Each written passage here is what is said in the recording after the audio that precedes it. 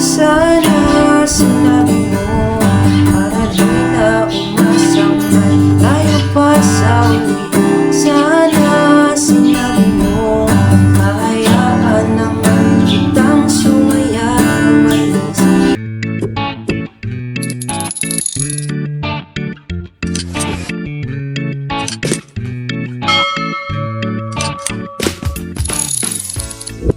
Hello guys, welcome sa ating first video tutorial dito sa ating YouTube channel. So, ang ituturo natin sa inyo ngayon ay yung kantang Sana by I Belong to the Zoo. So, simulan natin sa intro. Yung mga chords natin sa intro guys ay C add 9, C add 9, ganyan, C add 9 guys. Parang G, pero binaba nyo lang yung dalawa. Yan, C add 9. Tapos G, E minor 7, lilipat nyo lang tong dalawang daliri dito sa 5th string and 4th string, 2nd fret. Tapos D F sharp. So yung D F sharp guys ay itong hintuturo is ilalagay niyo dito sa 6th string, 2nd fret. Tapos ito namang isa ay 2nd fret ng 3rd string. So yun yung mga chords natin sa intro guys, no? So yung strumming pattern natin ay down, down, up, up, down, down, up, down, up. Down, down, up, up, down, down, up, down, up. Down, down, up, down, down, up, down, up. So yun yung intro guys. Ganito lang yung intro.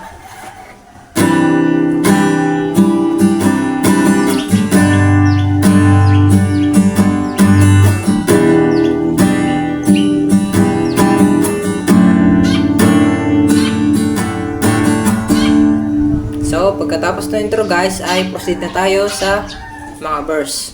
So, yung chords natin sa verse guys ay C add 9, G, E minor 7, D F sharp. Pagkatapos nun, punta ulit tayo sa C add 9, G, E minor 7, tapos G. So, kantahan na natin guys para mas magets nyo, no? So, umuwi na tila bang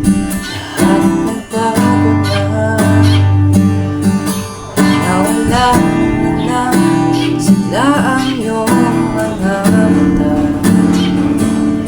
Ngayon ko lang naramdaman ang lamig ng gabi. Kahit na matama tayong magkatabi. So ganun lang yung mga verse guys. So pagkatapos naman ng verse is proceed na tayo sa bridge. So yung mga chords natin sa bridge guys ay D F sharp, E minor 7, and then D F sharp, tapos G. So 2 times yung gagawin yun guys, and then tapos na yung mga bridge. Mga bridge, isa lang pala bridge. Yung bridge. So yung strumming natin sa D F sharp is down lang. So ganito yung kanta natin para mas magets nyo.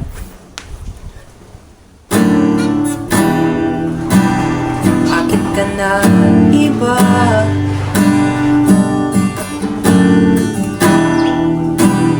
meron na ba iba? So ganun lang guys yung ating bridge.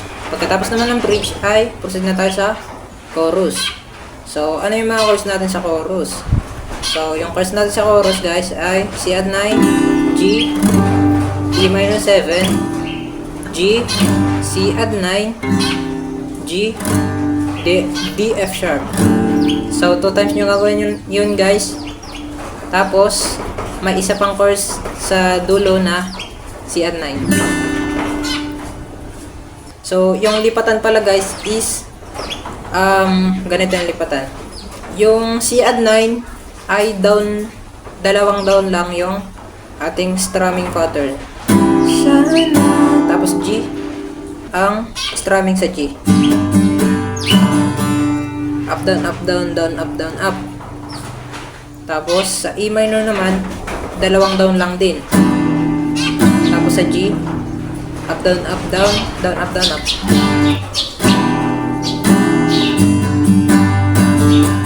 Tapos C at 9, down, dalawang down lang. Tapos D, F sharp. So, kantahan natin yung chorus guys para mas mag-gets nyo, no? So, sana sinabi mo para di na umasang may tayo pa sa uli. Sana sinabi mo kahayaan naman kitang sumaya umalis.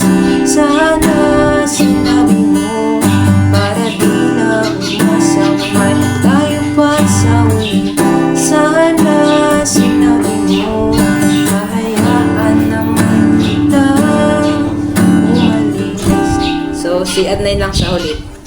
Yun lang. And then, pagkatapos ng chorus, verse ulit, and then chorus, and then outro na yan guys. Yun, ganun lang yung mga chords. Maraming salamat sa panonood. Subscribe kayo sa YouTube channel ko. Pakihit na rin ng notification bell para updated kayo sa mga bago kong tutorial. So, enjoy sa bago nyo mga tutugtog guys.